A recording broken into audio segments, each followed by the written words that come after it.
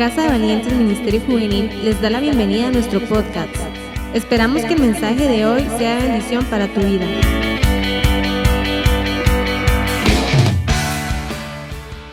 Bueno, bendecidos a todos nuevamente. Y bueno, es una bendición poder compartirles hoy la palabra del Señor. Y yo hoy le comentaba al pastor Andrei en la mañana que siempre, aunque uno dice esto y parece como que es una frase ya aprendida, siempre cuando uno predica al que primero Dios le habla y al que primero Dios llega y lo hace pero consumido en el suelo, es a uno. Y Dios a mí me confrontó tremendamente con esta palabra porque yo me di cuenta de que yo no era una cristiana divergente. Yo era, y digo era, porque de aquí en adelante yo le dije al Señor que yo propongo en mi corazón ser una cristiana divergente. Ya no voy a seguir siendo la misma.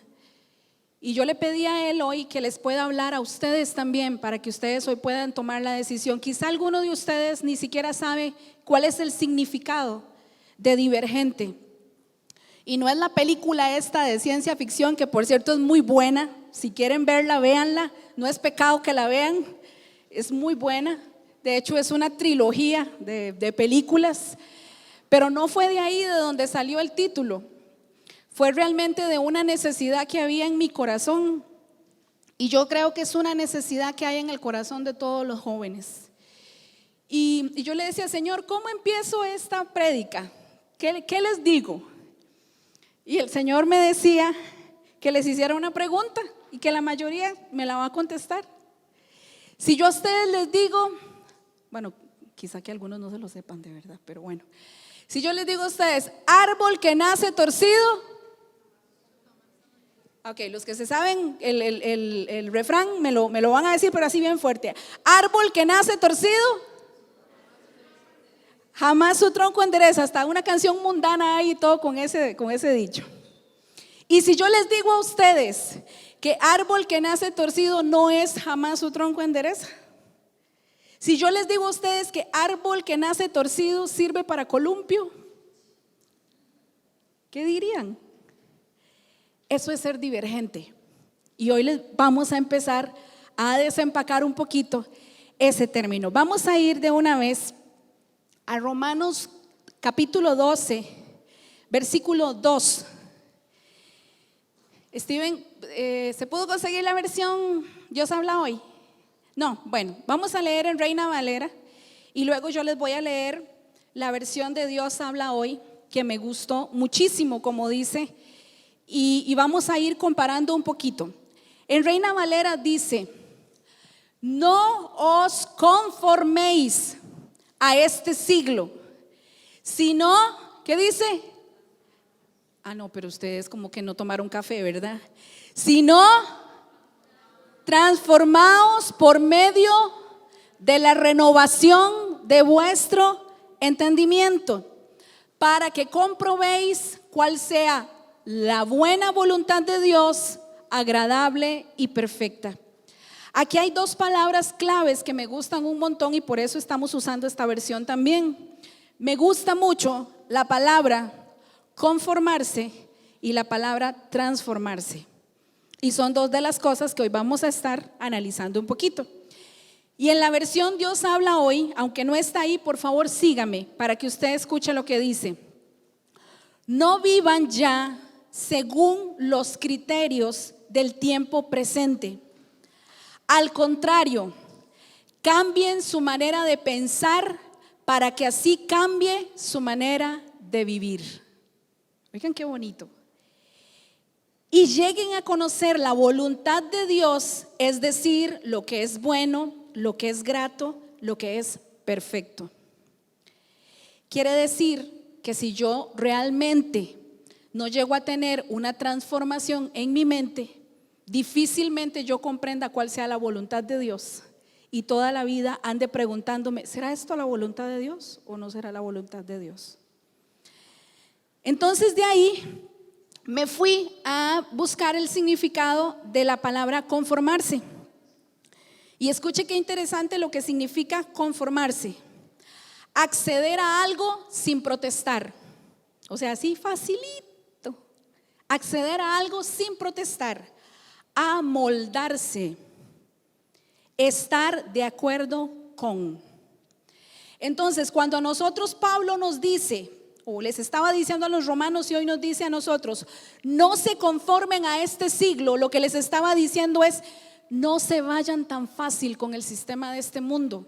No se amolden a las cosas que se supone que son normales de este mundo. No estén de acuerdo con el sistema de este mundo. Eso es lo que Pablo nos quería decir.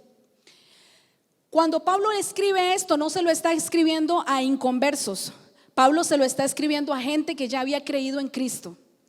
A gente que realmente creía que Jesucristo era el Hijo de Dios, que había venido a esta tierra, que había muerto en la cruz y que había resucitado.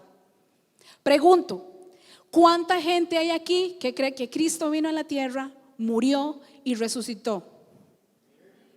Todos, ¿verdad que sí? Entonces, ¿quiere que le diga una cosa? Esto es para usted también. No era solo para los romanos, es para usted también. Todos nosotros sabemos que estamos constituidos por 3 partes. ¿Cuáles son? ¿Cuáles son? Cuerpo, alma y espíritu, ¿verdad? Son 3 partes que tiene el ser humano. O sea, si usted pensó que usted nada más era ese lindo cuerpito que anda ahí caminando, se equivocó. Usted está formado por 3 partes fundamentales: espíritu, alma y cuerpo. Cuando usted viene a Cristo, su espíritu que estaba muerto, dice la palabra de Dios, en delitos y pecados, ¿qué le pasa? A ese espíritu que estaba muerto, ¿qué le pasa cuando usted viene a Cristo? O cuando Cristo viene a su vida, más bien. ¿Qué le pasa? Vamos a hacer la oración primero de fe, ¿está bien?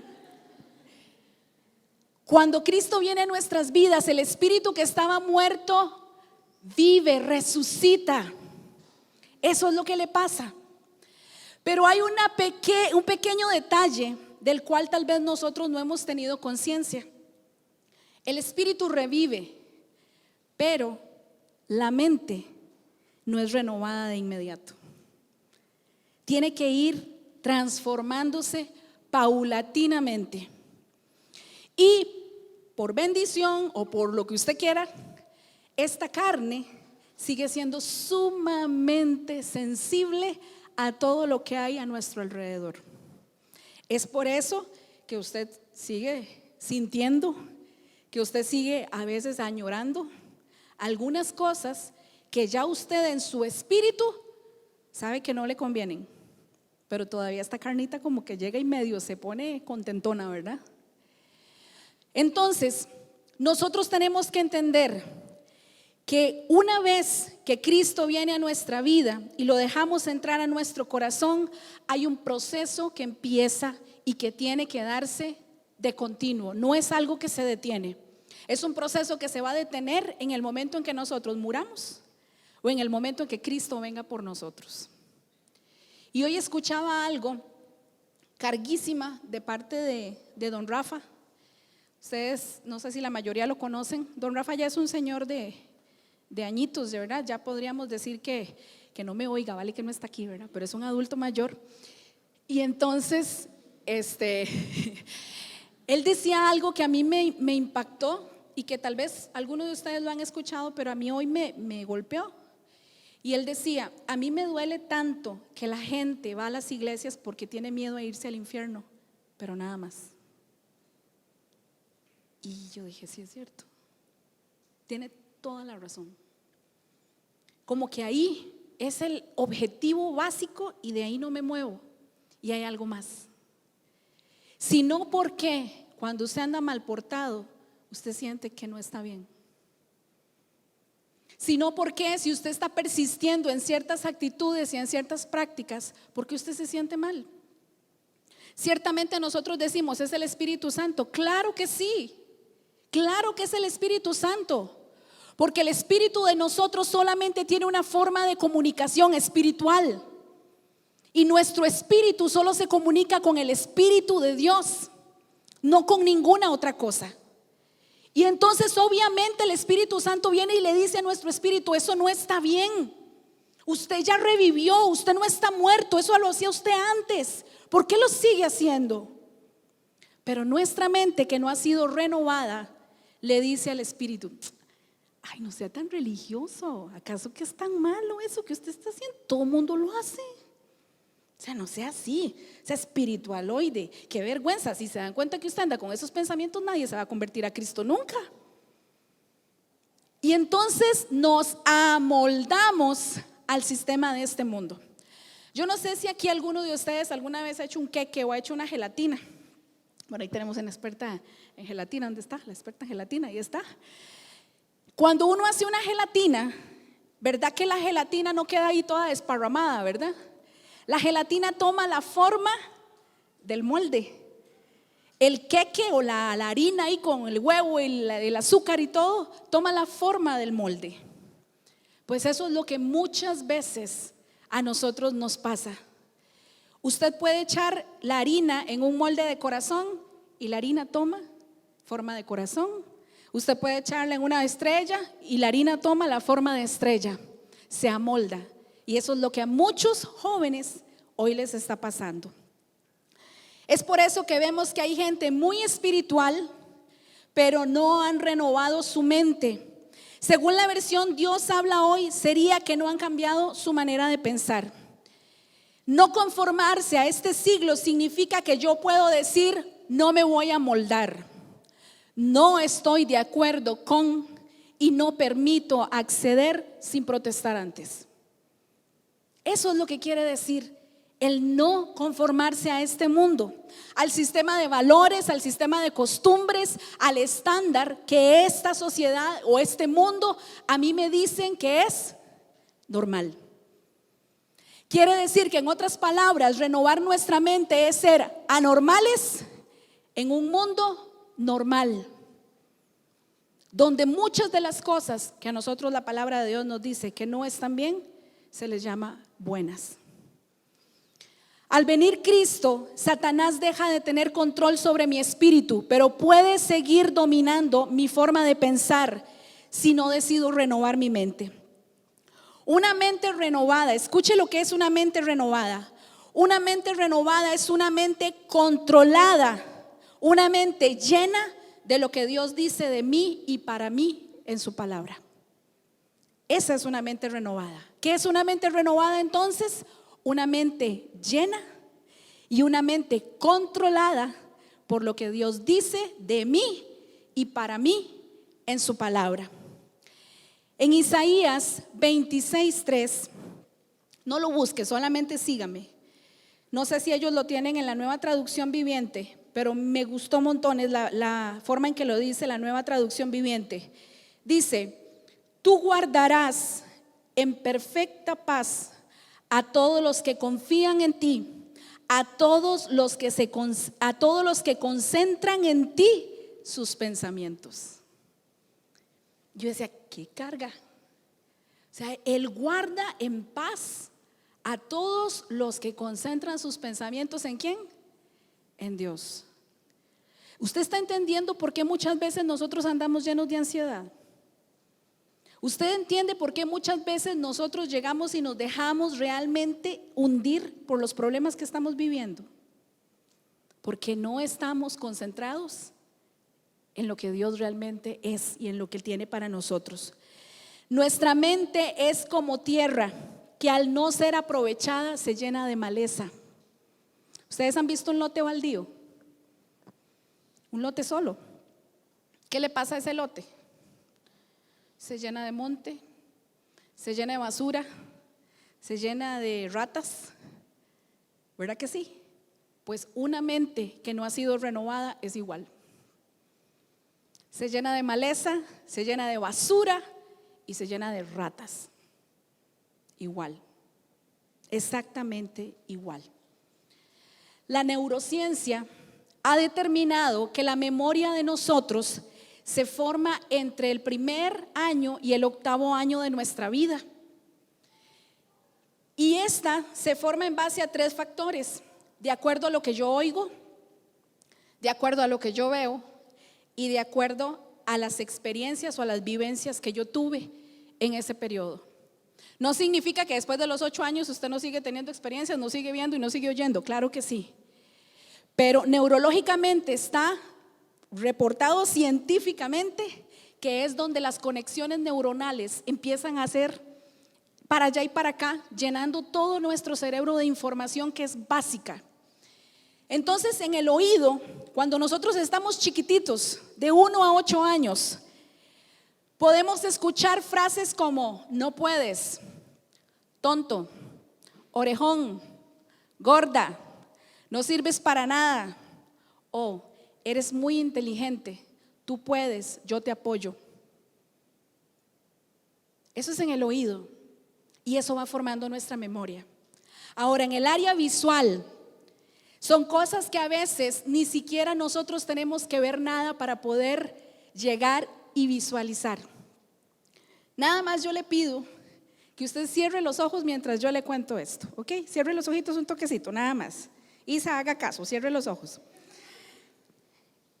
Escuche esto.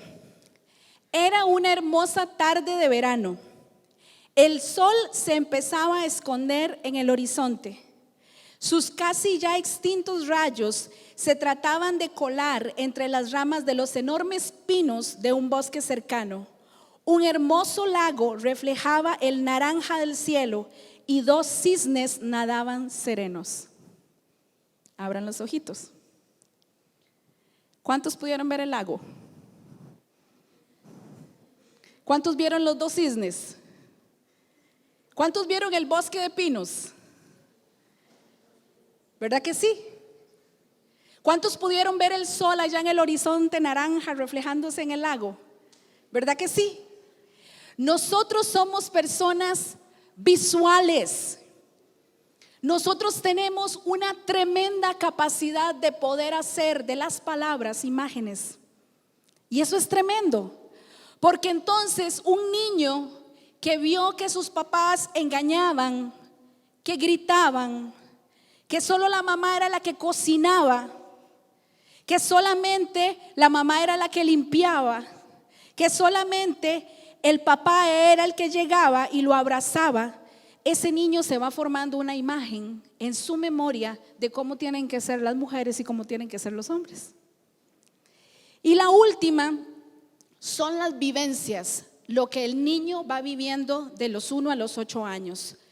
Entonces, por ejemplo, nos dicen, no confíes en nadie. Todos los hombres son iguales. Si te fijas en un hombre de plata, te va a ir bien en la vida. Solo la mamá limpia. Si no se enseña la mercadería, no se vende. Los hombres no pierden nada, la mujer es la que pierde. Eso se va quedando aquí. Entonces, nuestra memoria se empieza a formar por lo que oímos, por lo que vemos y por las vivencias o por las experiencias que nosotros podamos tener. Desgraciadamente esto nos va condicionando y va moldando nuestra manera de pensar y nos va metiendo poco a poco en un sistema convergente, a donde todo el mundo va, de donde nadie se sale. Si en este momento yo le preguntara a un niño de preescolar, ¿qué te gustaría hacer cuando seas grande? ¿Qué responden la mayoría de los chiquitos?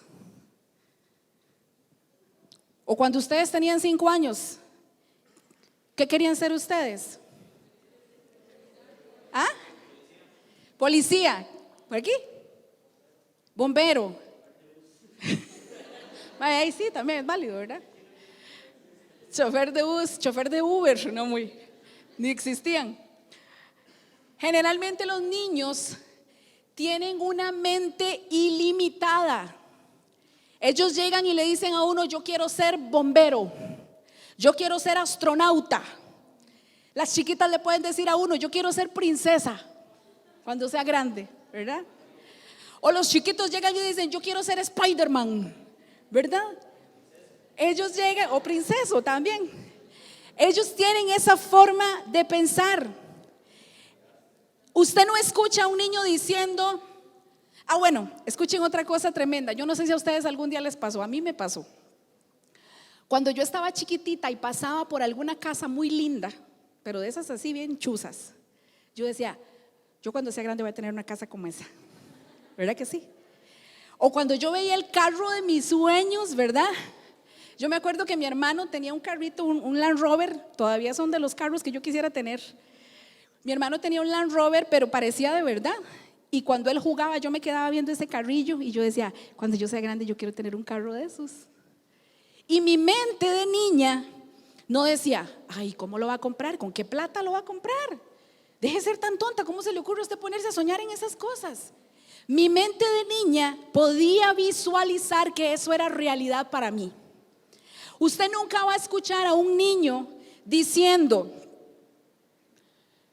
yo la verdad lo que quiero ser es ser un drogadicto cuando sea grande. Yo la verdad lo que quiero ser cuando sea grande es un fracasado, un borracho. ¿Sabe cuál es mi sueño? Yo quiero vivir debajo de un puente. Usted no escucha a un niño diciendo ninguna de esas cosas. Sus sueños son ilimitados, no han sido moldeados. Sin embargo, desde que nosotros nacemos hasta que nos morimos, nos viven tratando de amoldar a un sistema donde todos tenemos que actuar de la misma manera. Y por eso vamos perdiendo toda esa imaginación y toda esa mente que es ilimitada. Si no, pregúntese usted si lo que usted quería hacer cuando era chiquitito usted lo es ahora. Probablemente no, en muchos casos. Los niños ven posibilidades donde otros no las ven. Ven potencial donde nadie más lo ve. Sus posibilidades son ilimitadas. Ellos son divergentes. O sea, sus pensamientos se salen de los límites ya establecidos. Eso es ser divergente. Salirse de los límites que ya están establecidos. O sea, si usted salió del colegio San Clair, usted puede llegar a estar en una buena universidad, pero si usted salió del técnico de Puriscal o del liceo de Puriscal, no. Cuando yo entré a la universidad, yo me acuerdo que nosotros, uno entra a generales, ¿verdad? Y cuando entramos a generales solo habíamos un muchacho y yo que éramos de zona rural. Él era de Acosta y yo decía que era de Puriscal, porque si decía Guayabo, menos la gente sabía dónde era Guayabo, ¿verdad? Y entonces me acuerdo que cuando empezaron a presentarse todos, decían, yo soy fulano de tal, yo vengo de Romoser, yo vengo del colegio tal. Todos venían de colegios privados, todos. Y cada vez que alguien se presentaba, yo sentía que yo me quería hacer más chiquitica, ¿verdad? Y meterme debajo de la silla. Y cuando yo llegué y yo dije, mi nombre es Yesenia Salazar, yo vengo de Puriscal, y de una vez se quedaron así como, y vengo del liceo de Puriscal. No, oígame, no. ¿Cuántos son del liceo ahora? Ninguno. Ay, ninguno, en serio. Qué tristeza. Bueno, cuando eso el liceo era muy carga, ya ahora no, pero antes era muy carga. Entonces uno tiene esa preconcepción, o sea, si tiene plata es exitoso, pero si viene de un lugar que es rural, que es pobre, donde no hay tantas oportunidades, usted no puede llegar a conseguir. Entonces se nos queda aquí en la mente, árbol que nace torcido, jamás su tronco endereza. Pero Dios nos manda a renovar la mente a tal punto que nosotros podamos decir, árbol que nace torcido, sirve para columpio.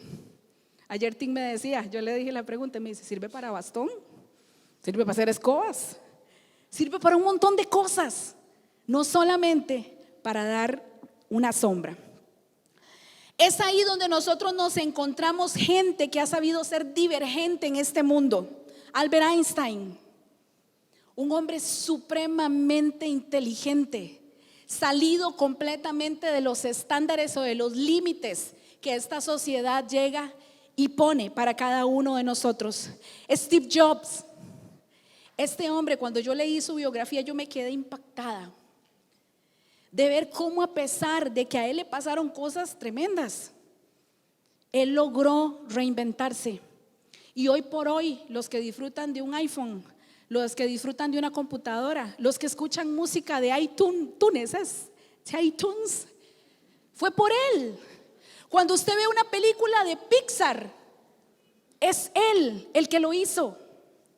Uno de los socios mayoritarios que habían de Disney por la primera película que él hizo, que fue Toy Story. Y nosotros decimos, ¿cómo puede ser que una persona, le invito a que lea la biografía de él, cómo puede ser que una persona a la que prácticamente traicionaron de la empresa que él cofundó, él tuvo que renunciar casi que obligado? No fue que él se fue que lo fueron, ¿verdad? Y cómo una persona se puede reinventar y puede hacer cosas tan extraordinarias como las que él hizo. Steven Spielberg. Cuando Steven Spielberg creó la película Tiburón, no sé si ustedes la han visto, esa que dice taran, taran, taran, taran, taran, ¿verdad? Esa.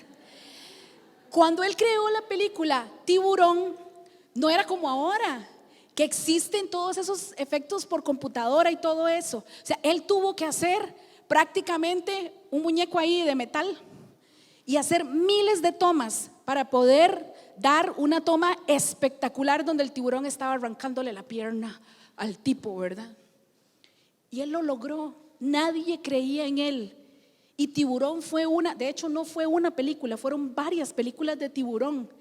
Y de ahí se disparó su carrera cinematográfica. Gente divergente que no se limitó a las condiciones de su tiempo. Y esta gente, a excepción de Albert Einstein, que él se declaró creyente, pero Steve Jobs era budista. Steven Spielberg no es ni chicha ni limonada. Y esta gente lo logró como usted, que es un hijo de Dios y que cree en Él, como usted no lo va a lograr. Tenemos que aprender a salirnos del molde donde muchas veces a nosotros nos han metido y aprender a ser divergente. Nosotros tenemos que llegar y romper con todas las limitaciones que muchas veces desde que estábamos pequeñitos a nosotros nos han puesto. Y quiere que le diga una cosa: a Satanás le interesa montones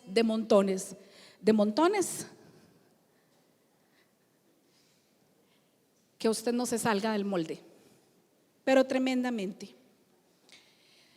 A Satanás, el príncipe de este mundo, que es el más interesado en que no logremos conectarnos con el destino que Dios me ha trazado por temor a parecer loco, tonto o no ser aceptado. Es ahí donde Dios entra en escena en nuestras vidas y nos enseña que Él es un Dios divergente. ¿Quiere que le diga quién es el más divergente de todos los divergentes en esta tierra? Dios. ¿Y por qué le digo esto? Porque Él necesita gente que se atreva a aparecer delante de los demás como tonta o loca. Le pongo ejemplos. Noé. Para nosotros ahorita Noé es como dicen ustedes, es un crack. Pero en el momento en que Noé existió, era un loco. En la tierra nunca había llovido, la gente no sabía que era lluvia. Y Dios le dice a Noé: vaya y hágase un arca porque se va a venir un semejante baldazo que usted no se imagina, va a inundar toda la tierra. Y él empezó a construir esa arca bajo la burla de todo el pueblo. La gente veía donde él iba ahí con los semejantes tronconones, ¿verdad? Y le decía: qué viejo más loco, viejo más estúpido, si eso nunca va a pasar. ¿Cómo se le ocurre? Está loco. Y pasó. Por ejemplo, un Josué. Igual, Josué en este momento para nosotros es demasiado carga y es un referente. Pero en el momento en que Josué llegó y le hizo caso a Dios, de que dándole 13 vueltas, porque recuerden que fue primero que dio en 7 días, ¿verdad? Una vuelta cada día, y en el último día, ¿verdad? Tuvieron que dar el resto de las vueltas. Ustedes se imaginan lo que es ver a un loco dirigiendo a otro montón de locos, dándole vueltas a todo un muro. Como que en este momento yo les diga, bueno, el Señor me dijo que nos fuéramos y empezáramos a rodear ese barsucho que hay ahí arriba y que le diéramos 7 vueltas y a las 7 vueltas gritemos y ese barsucho se va a caer. Miren, yo les aseguro que toda la gente que está ahí en el parque va a empezar a decir, no, legítimos, o sea, llamemos ya a la policía y llamemos a la ambulancia, porque aquí mínimo o están locos o quién sabe qué les pasó. Pero esa es la gente que a Dios le gusta, gente loca, gente que se salga de la línea de lo normal, gente que no le dé vergüenza no quedarle bien a los hombres, sino quedarle bien a Dios. Esa es la gente divergente. Jesús es uno de los ejemplos más divergentes que hay. Jesús chocaba con todo el mundo porque él hacía las cosas totalmente diferente al montón de religiosos que habían en su época. Por eso es que yo me sentí tan confrontada cuando yo estaba haciendo esto, porque yo le dije, Señor, yo he sido como uno más de esos fariseos que habían en ese lugar, porque no me he atrevido a hacer un montón de cosas por el miedo a que digan que tonta, que loca, o que no me acepten. Jesús tocaba leprosos cuando nadie se atrevía a tocarlos. Jesús comiendo con prostitutas y recaudadores de impuestos. Jesús sanándole los ojos a un hombre con saliva y un poco de barro. Ese para mí es un hombre divergente. Jesús muriendo por gente que no se lo merecía. Eso es ser divergente. Gente admirable para muchos hoy, pero que en su momento fueron catalogados como locos porque se salieron de lo establecido, se salieron de ser convergentes y decidieron ser divergentes. En Éxodo 5 del 1 al 8 solo se los voy a citar y se los voy a parafrasear. Nos está hablando de que el Señor llega y le dice a Moisés, Moisés, yo necesito que usted saque a toda esta gente de Egipto. Y acuérdense que los egipcios estaban ahí para hacer, ¿qué era lo que hacían los egipcios? ¿Cuál era el trabajo de ellos? Los israelitas en Egipto. ¿Qué hacían? ¿Cuál era su labor? ¿Hacer qué? Ladrillos, sí. Ellos hacían ladrillos.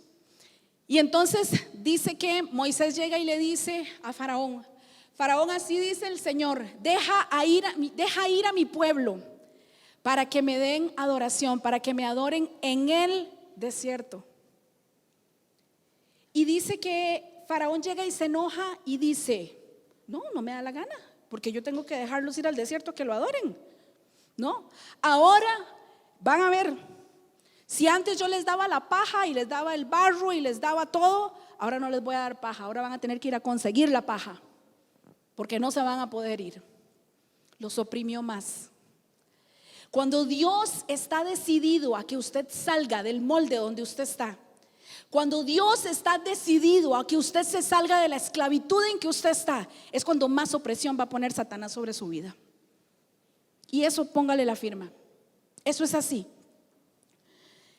Ellos habían sido moldeados en su memoria. ¿Se acuerdan las 3 partes que formaban la memoria? ¿Cuáles eran?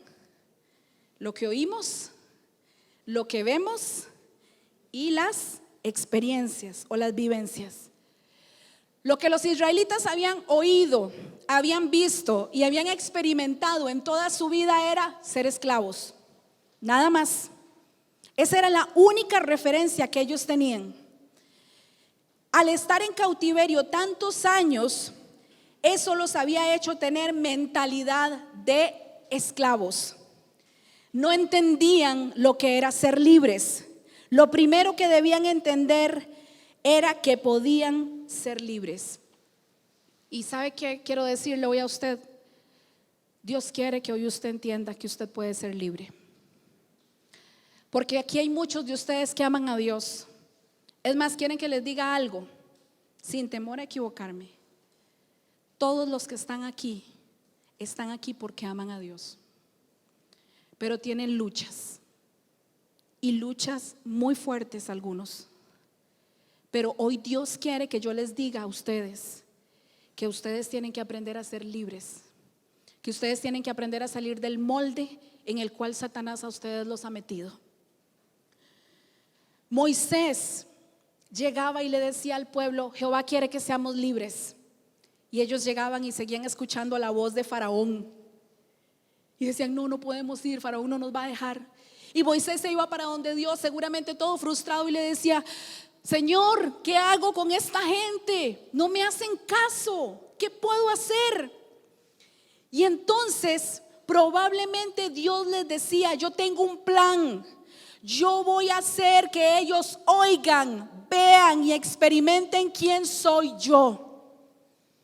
Y solo cuando oigas, veas y experimentes por ti mismo quién es Dios, cambiarás tus memorias moldeadas y serás capaz de cambiar tu mente. Antes no. Si vives de experiencias de otras personas, si vives de lo que oyes que otras personas pueden experimentar en Dios, si ves cómo otros sí pueden lograr tener experiencias maravillosas con Dios, probablemente tu manera de pensar nunca va a cambiar. Solamente cuando oigas, veas y experimentes por ti mismo es que tu mente va a empezar a cambiar. Ahora, a lo interior de su corazón, respóndase: ¿necesita usted ver, experimentar y oír a Dios personalmente?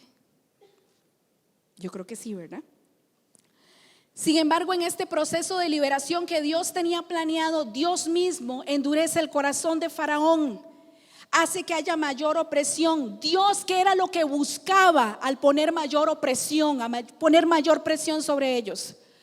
¿Ustedes alguna vez han tratado de reventar un globo con las manos? Ustedes empiezan suavecito y el globo está bien, pero a mayor presión y a mayor presión, él revienta, ¿verdad que sí? Dios lo que estaba tratando de buscar era romper su mentalidad de esclavo. Dios tenía una tierra prometida para ellos, pero Él no le podía entregar una tierra que fluía leche y miel, o sea, requete carguisísima, a gente que tenía mentalidad de esclavo y no de conquistador. Y aquí en medio de nosotros hay gente con un montón de cosas increíbles, pero que se siguen sintiendo esclavos y no se sienten conquistadores. Y Dios quiere una generación de conquistadores, no de gente esclavizada. Ahora, nosotros podríamos decir: bueno, ¿cómo hago esto? Dios tiene sus planes para ustedes. Y quiero contarles algo así rápidamente, 2 experiencias que a mí me gustaron mucho. Dice un pastor que se llama Rudy Gracia, que un día él llegó y fue a la casa de un amigo a comer, y tenían una jaula en el patio con un canario, pero precioso. Y dice que él estaba como loco con el canario, y el pastor amigo llega y le dice: tóquelo, abra la puerta, y lo toca. Y dice que él abrió la puerta, empezó a tocarle la cabecita al canario y todo, ¿verdad? Y en eso le dice: vamos a comer. Y dice que cuando a él le dijeron comida, ¿verdad?, salió corriendo y se fue. Cuando regresan de comer, él iba a ver otra vez el canario, y cuando ve, había dejado la puerta abierta de la jaula. Y dice que él no sabía dónde meterse, porque él dice: se escapó el canario. Y ahora, ¿cómo le voy a decir a mi amigo que yo dejé la puerta abierta y se salió? Y dice que él empezaba a ver qué hacía, ¿verdad? Y dice: ya sé, voy a decirle que en Animal Planet yo vi que los canarios pueden abrir puertas. Y entonces se escapó. Y dice que en eso, que está así todo preocupado, dice que cuando lo ve en la esquina de la jaula, al pajarito, y ahí estaba tranquilo. Había estado más de media hora con la puerta abierta y no se salió. Y entonces él le dice al pastor amigo: ay, pastor, qué vergüenza, mire, yo dejé la puerta abierta y yo no sé cómo no se escapó. Y le dice el pastor: ah, no, tranquilo, a cada rato me pasa a mí, yo le dejo la puerta abierta, pero él tiene tantos años de estar enjaulado que ya que uno le deje la puerta abierta no se sale. Ustedes y yo tenemos la puerta abierta desde que el Señor murió por nosotros en la cruz. Pero tenemos tanto tiempo de estar enjaulados y amoldados a formas de pensar, de actuar y de creer, que aunque la puerta está abierta todavía seguimos enjaulados. Eso nos pasa. Y les cuento otra experiencia. Un neurocientífico de apellido Dubois, francés, dice que hizo un experimento con una barracuda y unas sardinas. A las barracudas les fascinan las sardinas. Y dice que las metió en un estanque a una barracuda y a una sardina. Y entonces dice que en el momento en que la barracuda viene como loca a comerse a la sardina, él les pone un vidrio que los divida. La barracuda de un lado y la sardina del otro. Y entonces la barracuda ve a la sardinilla donde está al otro lado del vidrio, pero él no sabe que ahí no hay vidrio. Y llega y donde se la va a comer, ¡pum!, pega con el vidrio y se devuelve. Y vuelve a ver a la sardina y se vuelve a venir y ¡pum! Y se vuelve a ir cientos de veces. Una vez que ya la barracuda la ve que está por allá en una esquina, dice el doctor Dubois que él llega y quita el vidrio y deja la sardinilla para allá y para acá, como si nada. Pero ya la barracuda ni lo intentaba, porque estaba tan condicionada a que ella no podía pasar, que en el momento en que ya podía pasar, ya no lo intentaba. Lo mismo nos pasa a nosotros. Hay muchas cosas que a nosotros nos decían cuando estábamos pequeñitos: no se puede, no lo va a lograr, usted jamás. Es más, quiere que le diga una cosa, hasta con el pecado se aplica eso. Muchas veces hay gente que lucha hay luchas tan fuertes en el interior de ellos, que llegan y dicen: yo no voy a poder salir de esto. O sea, yo no sé qué va a hacer Dios conmigo, pero yo no puedo. La puerta está abierta, el vidrio ya fue quitado. Por Dios, dese cuenta que usted puede salir de esa jaula. Dese cuenta que ya el vidrio no está. Inténtelo de nuevo. Ya no se trata de estar condicionados a lo que el mundo y a lo que Satanás nos ha dicho por muchos años. Nosotros tenemos que aprender a cambiar nuestra manera de pensar para que cambie nuestra manera de vivir. Sino porque hay gente que sigue atada al pasado, sino porque hay gente que se sigue sintiendo horrible, incapaz, sino porque hay gente que piensa que nunca va a ser exitosa en su vida. Y les voy a dar, para terminar, 3 consejos o 3 cosas que Dios hizo con el pueblo de Israel para que por lo menos momentáneamente, ¿verdad? Porque después otra vez se volvieron a ir de jupa pensando que era más bonito Egipto que donde estaban. ¿Cómo cambiar esta actitud? ¿Cómo podría Dios enseñarle a su pueblo a obedecerle a Él y no a Faraón? A activarse y a esforzarse. Número 1, les da una visión. Hay una tierra que fluye leche y miel. Les pone un sueño en el corazón. Ahora pregunto, ¿cuáles son los sueños de ustedes? ¿Cuáles son las metas de ustedes? Aún las que usted consideró inalcanzables por mucho tiempo. ¿Sabe qué dice la palabra de Dios en el Salmo 126? Cuando el Señor, y hasta es una canción, ustedes se la saben, cuando el Señor hiciere volver la cautividad, seremos como los que sueñan. O sea, una persona cautiva no puede soñar. Dios les pone un sueño en el corazón: llegar a la tierra prometida. Y ellos empiezan a creerlo, pero no fue fácil. Entonces, número 1, Dios va a sembrar una visión. Dios va a plantar un sueño en tu corazón. Número 2, les muestra su compromiso de estar con ellos. Si no, entonces, ¿por qué Dios los protegió de todas las plagas que hubieron en Egipto?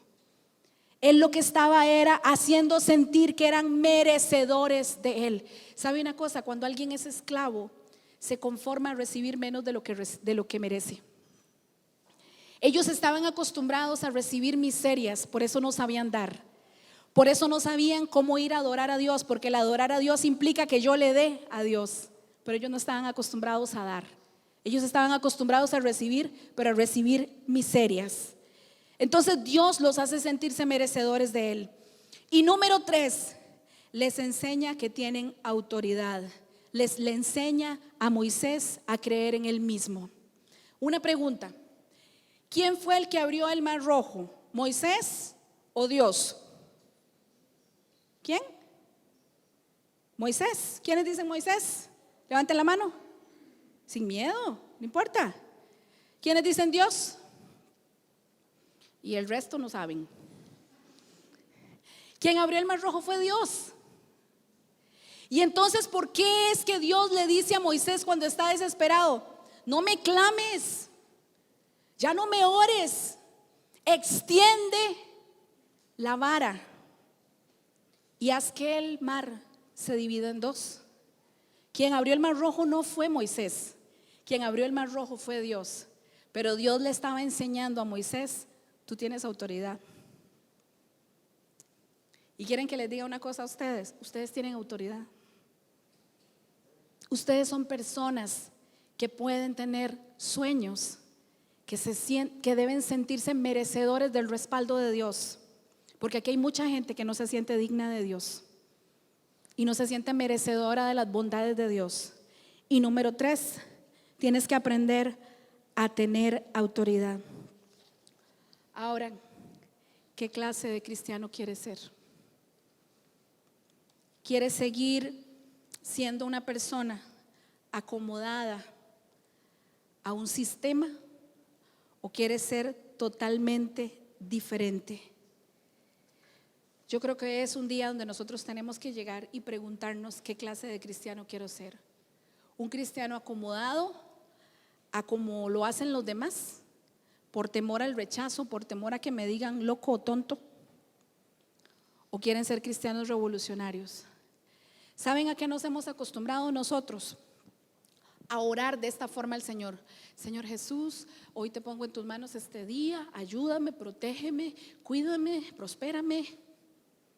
Y así oramos por toda la familia, ¿verdad que sí? Por nosotros. Y está bien, no está mal, está bien.